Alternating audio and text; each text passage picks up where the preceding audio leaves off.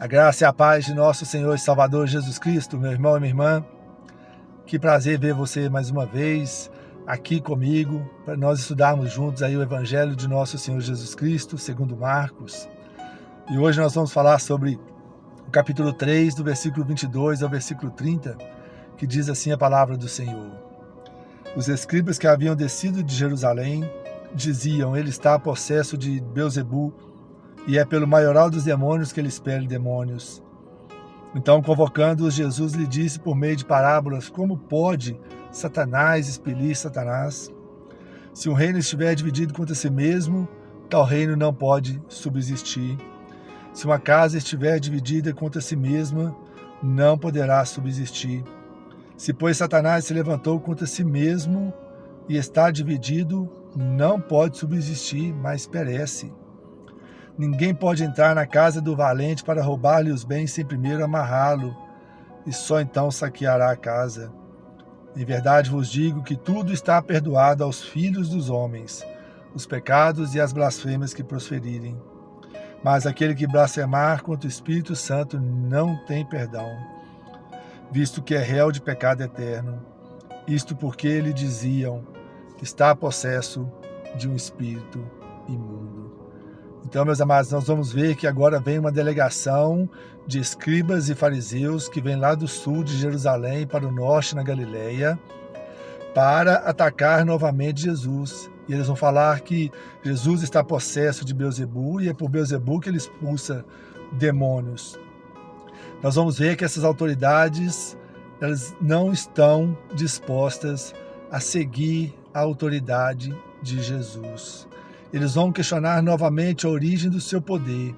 Você pode ver um vídeo aqui no nosso canal, que lá no capítulo 2 eles já fazem isso. Questionam Jesus quando ele cura um paralítico que seus amigos desceram do telhado. Jesus cura aquele homem como perdoa os seus pecados.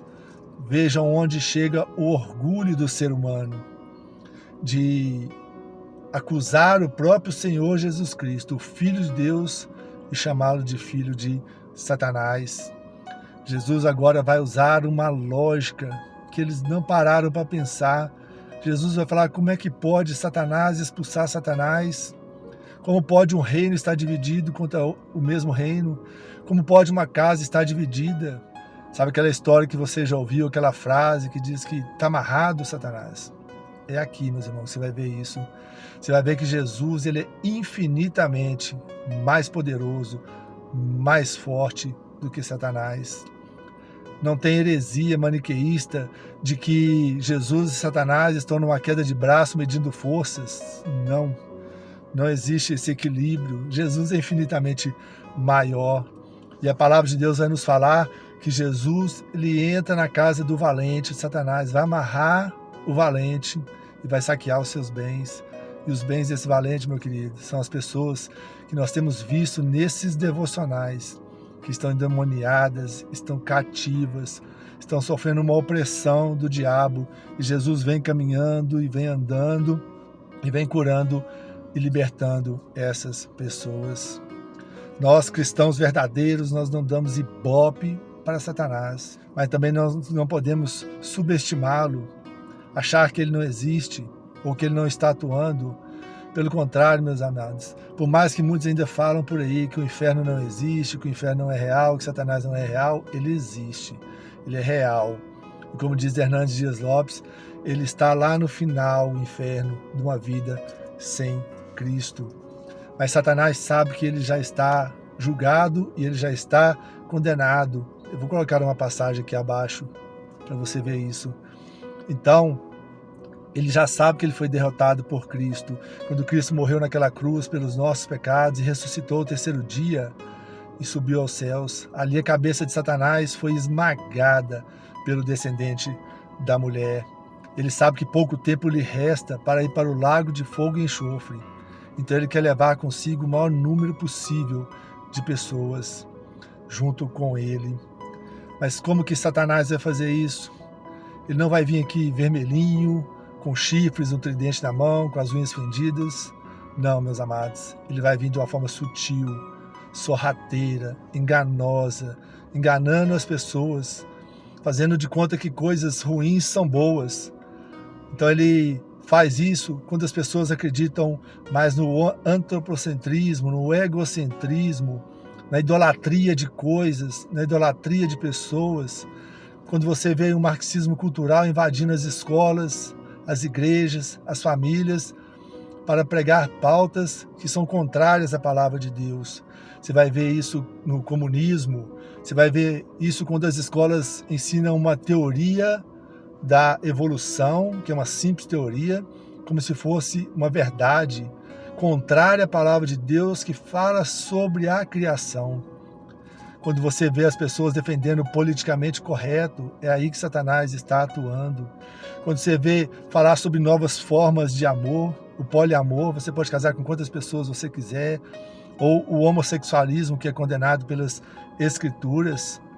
Quando vai falar sobre pedofilia, tem países que já aprovam sexo com crianças menores de idade. E pasmem, meus queridos, tem pautas sendo discutidas sobre a permissão de sexo com animais, a zoofilia.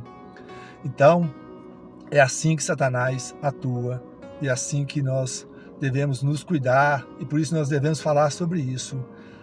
No verso 28 e 29, Jesus diz para aqueles líderes judeus que eles estão blasfemando contra o Espírito Santo e é um pecado imperdoável, pois eles estão blasfemando diante de uma verdade inquestionável que está diante dos olhos deles. Eles estão vendo tudo que Jesus tem feito, sinais, maravilhas, prodígios, as curas, expulsando demônios, mas mesmo assim, mesmo sabendo que só Deus pode fazer essas coisas, eles estão questionando Jesus, acusando Jesus falsamente. Isso não era um erro deles. Eles estavam fazendo aquilo que estava dentro do coração deles, porque dentro do coração é que procedem todas as coisas. Eles rejeitarão a Cristo diante dos olhos dele, e isso não terá perdão, nem aqui e nem em outra vida, nem na era vindoura. O pecado eterno são mais que palavras.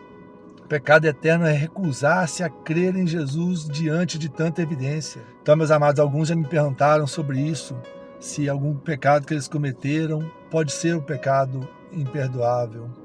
Eu creio que não, meus queridos, porque uma vez que ele é imperdoável, ele não pode ser cometido por um cristão verdadeiro. Apesar de que nós somos pecadores e falhos, falhamos sim, pecamos sim, mas nós reconhecemos a Cristo como Senhor e Salvador. Então eu lembro de mim mesmo, antes mesmo de eu crer no Senhor Jesus verdadeiramente, entregar minha vida para Ele, mesmo que eu levasse uma vida fazendo de conta que Deus não existia, eu ainda não teria coragem de blasfemar contra Deus, de falar que Ele não existia, ou de xingar, ou coisas assim como pessoas têm feito. Então, aquelas pessoas que sinceramente têm medo de ter cometido pecado imperdoável, provavelmente ali já demonstram um temor, um arrependimento de que não cometeram tal pecado. Então, meus amados, a cabeça de Satanás já está esmagada, mas ele, o diabo, o nosso adversário, ele anda ao derredor, como um leão que ruge, procurando aquele a quem ele possa devorar. Por isso é uma batalha espiritual, uma batalha diária e uma luta diária, não é brincadeira. A palavra de Deus diz: sede sóbrios e vigilantes. Então só Deus pode nos dar a resposta para isso, meus irmãos. Só Deus pode nos dar a paz que nós precisamos. Só Deus pode nos dar a força para resistir ao diabo e às suas tentações. E você verdadeiramente crê nisso? Você verdadeiramente tem seguido a Cristo, entregado sua vida a Cristo? Ou você é só um cristão nominal que às vezes vai a uma igreja, vai a um culto ou à missa? Entregue, meu querido, sua vida a Jesus nesse instante. Que Ele seja o Senhor e Salvador da sua vida. Ore e coloque diante de Deus sua inteira dependência nele e peça a Ele a força, a fé, o foco para reconhecer e saber lidar com essas armadilhas. Em nome de Jesus. Amém.